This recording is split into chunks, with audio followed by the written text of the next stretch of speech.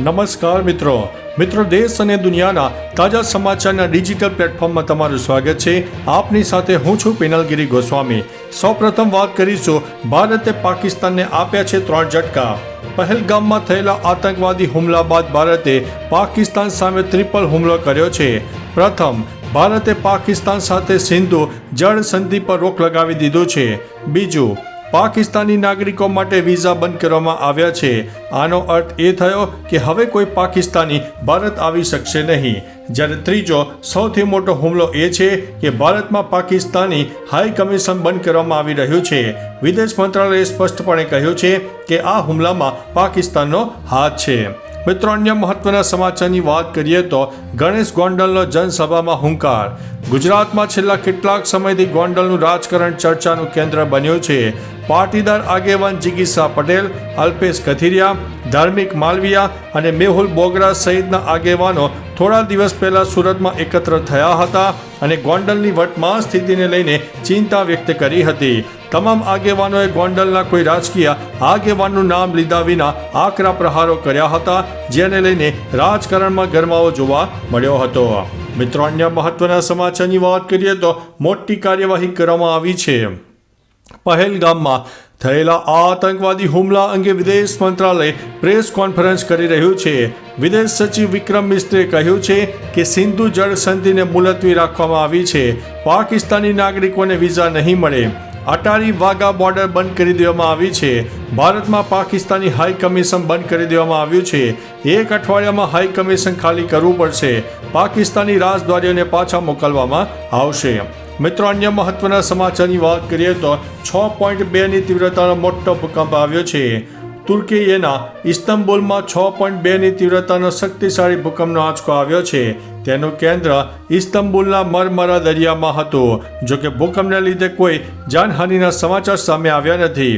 આ પહેલા તુર્કીમાં 6 ફેબ્રુઆરી 2023ના રોજ 7.8ની તીવ્રતાનો ભયંકર ભૂકંપ આવ્યો હતો, જેમાં હજારો લોકોના મોત થયા છે। મિત્રો, અન્ય મહત્વના સમાચારની વાત કરીએ તો ભારતમાં મોટું કંઈક થવા જઈ રહ્યું છે। પહેલગામ હુમલાને લઈને રાજકીય હલચલ તેજ બની છે। હવે માહિતી સામે આવી છે કે ભારતીય સેના પ્રમુખ જનરલ ભૂપેન્દ્ર ત્રિવેદી 25 એપ્રિલે શ્રીનગરની મુલાકાત લેશે। સ્થાનિક લશ્કરી કોર્પોરેશનના ટોપ કમાન્ડર જનરલ દ્વિવેદીએ બ્રીફ કરશે। આ ઉપરાંત રશિયન મીડિયાએ દાવો કર્યો છે કે ભારત કંઈક મોટું કરવા જઈ રહ્યું છે। આ પહેલા અમિત શાહ અને જયશંકરે રાષ્ટ્રપતિને પહેલગામ હુમલા વિશે માહિતી આપી હતી। મિત્રો, અન્ય મહત્વના સમાચારની વાત કરીએ તો આતંકવાદી હુમલામાં ધરપકડ। જમ્મુ અને કાશ્મીરના પહેલગામમાં થયેલા આતંકવાદી હુમલા બાદ પહેલી ધરપકડ કરવામાં આવી છે। દક્ષિણ કાશ્મીરમાંથી 12 શંકાસ્પદોને ધરપકડ કરવામાં આવી છે અને તેમની પૂછપરછ કરવામાં આવી રહી છે। એવું કહેવામાં આવી રહ્યું છે કે કેટલાક સ્થાનિક લોકોએ પણ પ્રવાસીઓ પર હુમલો કરાવવાનો ટેકો આપ્યો હતો। આવી સ્થિતિમાં આતંકવાદીઓના સ્થાનિક નેટવર્ક વિશે પણ માહિતી મળી રહી છે। મિત્રો, અન્ય મહત્વના સમાચારની વાત કરીએ તો કુલગામમાં ફરી એકવાર ફાયરિંગની ઘટના। જમ્મુ કાશ્મીરના કુલગામમાં ફરી એકવાર સેના અને આતંકવાદીઓ વચ્ચે ફાયરિંગ થયું છે। કુલગામમાં સેનાએ સર્ચ ઓપરેશન હાથ ધર્યું હતું, તે દરમિયાન ફાયરિંગ થયું હોવાનું સામે આવ્યું છે। જોકે સેનાએ આખરે વિસ્તારને કોર્ડન કરી દીધો છે। મિત્રો, અન્ય મહત્વના સમાચારની વાત કરીએ તો 1450 લોકોની અટકાયત। જમ્મુ કાશ્મીરના પહેલગામમાં થયેલા આતંકવાદી હુમલા બાદ શંકાસ્પદ 1450 લોકોની અટકાયત કરવામાં આવી છે। અટકાયત કરેલાઓમાં સઘન પૂછપરછ કરવામાં આવી છે, જેમાં કેટલીક કામની માહિતી સુરક્ષા એજન્સીને હાથ લાગી છે। સરકાર આતંકવાદ સામે કડક વલણ અપનાવી રહી છે, ખાસ કે આ હુમલામાં 27 લોકોના મોત થયા હતા।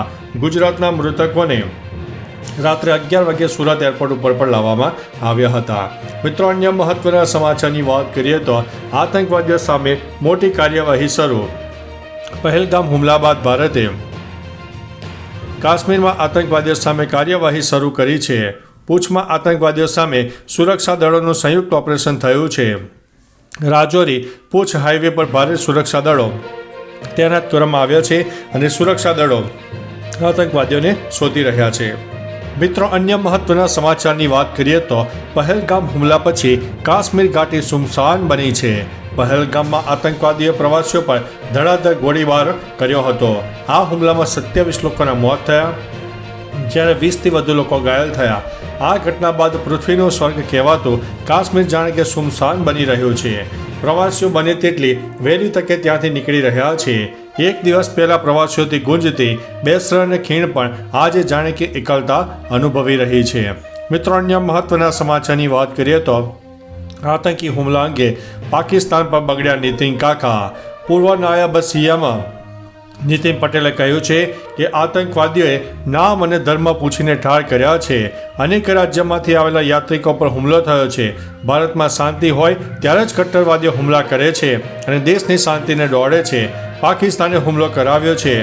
દુનિયાના શક્તિશાળી નેતાઓ હુમલાની નોંધ લેશે.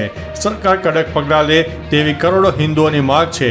પાકિસ્તાન જિંદગીમાં ભૂલી ન શકે તેવી કાર્યવાહી કરાય તેવી પણ માગ ઉઠી છે.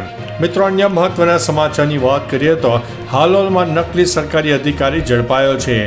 હાલોલ રૂરલ પોલીસે એક યુવકને બનાવટી સરકારી અધિકારી તરીકે પકડી પાડ્યો છે. આરોપી ધ્રુવકુમાર કાળુભાઈ વાળંદ, ઉંમર વર્ષ 24, હાલોલના કંજરી રોડ સ્થિત હરિદર્શન સોસાયટીમાં રહે છે. તે મૂળ શહેરા તાલુકાના નંદરવા ગામનો વતની છે. આરોપીએ પોતાની 10 લાખની કિયા કંપનીની કાળા રંગની કાર પર લાલ ભૂરી લાઇટ લગાવી હતી. કાર પર ગવર્મેન્ટ ઓફ ઇન્ડિયા પણ લખાવી દીધું હતું. મિત્રો, અન્ય મહત્વના સમાચારની વાત કરીએ તો એસઓજી, ડોગ સ્ક્વોડ અને સ્થાનિક પોલીસે અંબાજીમાં સઘન ચેકિંગ હાથ ધર્યું છે. કાશ્મીરના પહેલગામમાં થયેલા આતંકી હુમલામાં 27 નાગરિકોના મોત બાદ સમગ્ર દેશમાં સુરક્ષા વ્યવસ્થા વધુ કડક બનાવવામાં આવી છે. દેશની મેગા સિટી સહિત અનેક શહેરો અને પ્રખ્યાત મંદિરોની સુરક્ષા વધારવામાં આવી છે. ગુજરાતના સુપ્રસિદ્ધ યાત્રાધામ અંબાજીમાં પાલનપુર એસઓજીની ટીમ, સ્થાનિક પોલીસ અને ડોગ સ્ક્વોડ દ્વારા સઘન સુરક્ષા ચેકિંગ હાથ ધરવામાં આવ્યું હતું. મિત્રો, અન્ય મહત્વના સમાચારની વાત કરીએ તો માહિતી આપનારને 20 લાખ રૂપિયાનું ઇનામ. પહેલગામ આતંકવાદી હુમલા બાદ કાશ્મીર પોલીસે મોટી જાહેરાત કરી છે. આતંકીઓને પકડવા માટે પોલીસે હુમલામાં સંડોવાયેલા આતંકીઓ વિશે માહિતી આપનાર વ્યક્તિને 20 લાખ રૂપિયાનું ઇનામ આપવાની જાહેરાત કરી છે. આ પુરસ્કાર એવા લોકો માટે છે જે સુરક્ષા એજન્સીઓને આતંકવાદીઓની ઓળખ, ઠેકાણા અથવા તો અન્ય કોઈ પણ વિશ્વસનીય માહિતી પ્રદાન કરશે.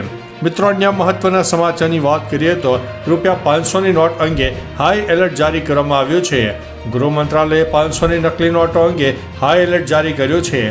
મંત્રાલયના જણાવ્યા અનુસાર નકલી નોટો છાપ અને ગુણવત્તા બંને અસલી નોટો જેવી જ છે. અસલી નોટોમાં સુરક્ષા થ્રેડ, વોટરમાર્ક, માઇક્રો કોટેડ અને રંગ બદલતી શાહી જેવી સુરક્ષાઓ હોય છે. નોટની જમણી બાજુએ ગાંધીજીનું ચિત્ર દેખાય છે અને ડાબી બાજુએ રજિસ્ટર પેટર્ન દેખાય છે. જો તમને કોઈ શંકાસ્પદ નોટ મળે તો તાત્કાલિક બેંક અથવા તો પોલીસનો સંપર્ક કરો. તો ચાલો મિત્રો, ફરીથી દેશ અને દુનિયાના સુપરફાસ્ટ સમાચાર લઈને મળતા રહેશો. ત્યાં સુધી અમને રજા આપશો. નમસ્તે.